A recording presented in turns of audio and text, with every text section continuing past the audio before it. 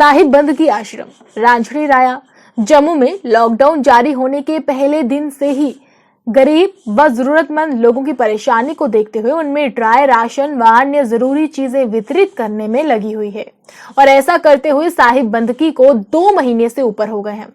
इस दौरान ऐसा कोई भी दिन नहीं आया कि आश्रम ने गरीबों में राशन ना बांटा हो।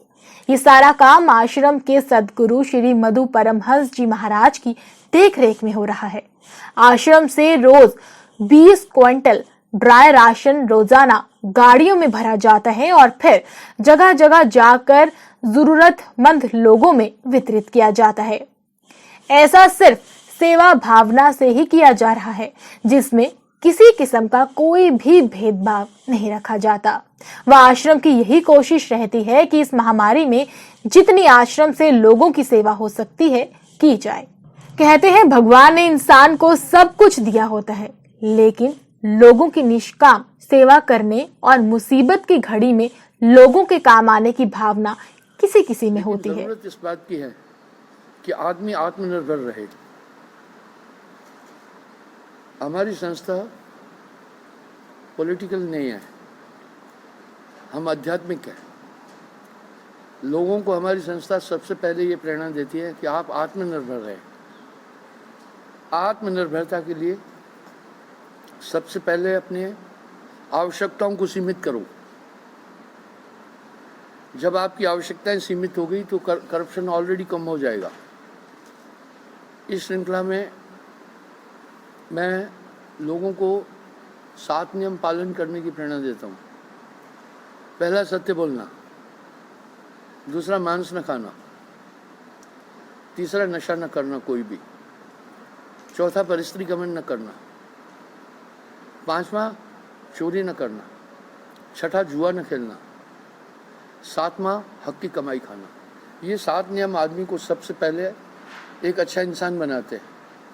हमें ईश्वर की तरफ जाने से पहले इस बात की ज़रूरत पड़ेगी कि पहले हम अच्छे इंसान बने। तो इस श्रृंखला में हमारे लोग, मैं मोर देन मिलियन लोगों को इस रास्ते पर ले आया हूँ आप सबके सहयोग से। वो नशा नहीं कर रहे। भारत में गरीबी का सबसे बड़ा कारण ही नशा है। एक गरीब, एक मिस्त्री, एक लेबर काम करता है, 500-600 रुपये शाम को कमाता है। उसमें आधा पैसा वो शराब में इन्वेस्ट कर देता है और नशे की हालत में घर में पहुंचता है, बीवी बच्चों को मारता है। त्रासदी ये रही सॉरी। इसलिए ज़रूरत ये थी कि व्यक्ति के व्यक्तित्व को हम उठाएं।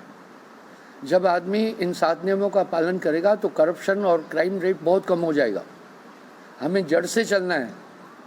इसलिए अगर हम संतों की शिक्षा की तरफ ध्यान देंगे तो उन्होंने सबसे पहले व्यक्ति को सुधारा है। जब व्यक्ति ठीक हो जाएगा तो सब चीज़ ठीक हो जाएगी।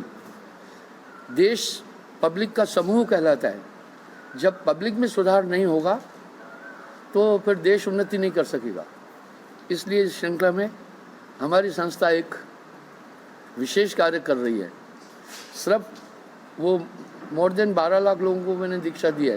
वो 12 लोग ही नहीं सुधरे हैं, उनमें जो उनके परिवार के छोटे नन्हे मुन्ने हैं बाकी है, उनमें भी सुधार है। इस तरह से हमारी संस्था करोड़ों लोगों को एक सन्मार्ग की तरफ खींच के ले जा रही है। इस कोरोना वायरस के ड्यूरेशन में मैं ये कहना चाहूँगा, बाकी ये एक बहुत बड़ी त्रासदी है, वैश्विक त्रासदी है। पूरा संसार इससे जूझ रहा है और ऐसे में सरकार अपनी तरफ से काम कर रही है, पर हर व्यक्ति का एक नैतिक कर्तव्य बनता है कि इस संकट की घड़ी में हम एक दूसरे की मदद करें, क्योंकि हम एक राष्ट्र में रहने वाले हैं। राष्ट्र एक घर है, इसलिए हर राष्ट्रवादी का ये कर्तव्य बनता है इस संकट की घड़ी में एक दूसरे की पूरी मदद करें। अगर कोई आदमी भूख से मर जाता है तो ये बड़े दुख की बात होगी। इसलिए हम लोगों को उन लोगों की तरफ ज़्यादा ध्यान देना है